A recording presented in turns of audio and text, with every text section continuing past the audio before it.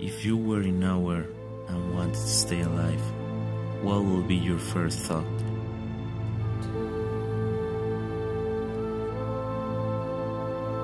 Although the human being is being able to survive for more than 30 days without any kind of food, it is not possible to survive beyond 5 days without a drop of water.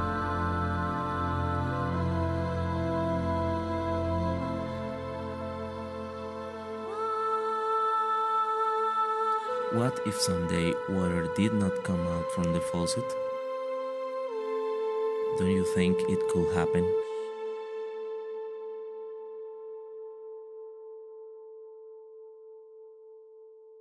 These are real situations, and if we don't do anything about it, one day these problems will reach your house. But there are non-Cape heroes working every day for it to prevent these issues.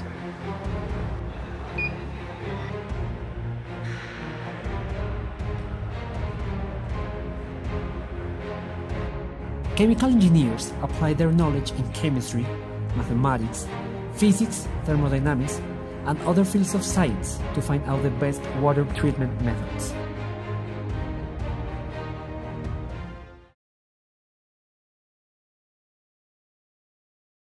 Let's see it a little bit deeper.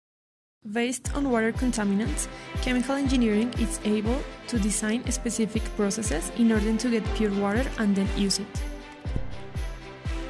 For example, water with big suspended solids could be purified with a filter and remove these particles mechanically. Small suspended solids are separated by the use of physical properties like density. Talking about density purification, the sanders are the perfect equipment for it. Based on the differential weight, heavy particles drop into the bottom of the tank and are removed. In the same way, a coagulant is used to agglomerate the particles in order to have bigger solids, and then this mixture is applied into a sediment chamber which will be divided in pure water, superior effluent, and waste, down effluent. There are some substances dissolved in water which mechanical separation could not isolate from the initial mixture. Microorganisms are used for this task.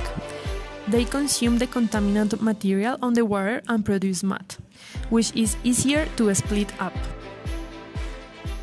On the other hand, we can use chlorine to purify water and as a disinfectant too. But this is not enough. Nowadays, the world still goes on and every day new compounds appear as pollutants in the water. Our responsibility is to decrease these compounds in order to prevent possible environmental contamination and damage in human health. This is one of the biggest challenges for chemical engineers by understanding transport phenomena and creating new reactions which help to carry out this hard task in an optimal way. Solar or ultraviolet light for water disinfection are good examples. In these processes, the light attacks their genetic core, DNA, disabling their ability to reproduce. New filters with a high retention to non-degrading compounds are needed. For example, with activated carbon, organic particles are trapped in the surface, a process known as adsorption. On the other hand, there can be used semi-permeable membranes where the particles that are too large to pass through the membrane pore are retained.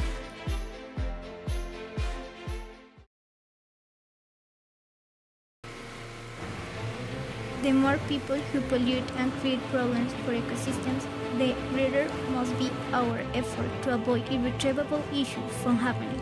For this reason, we must work together.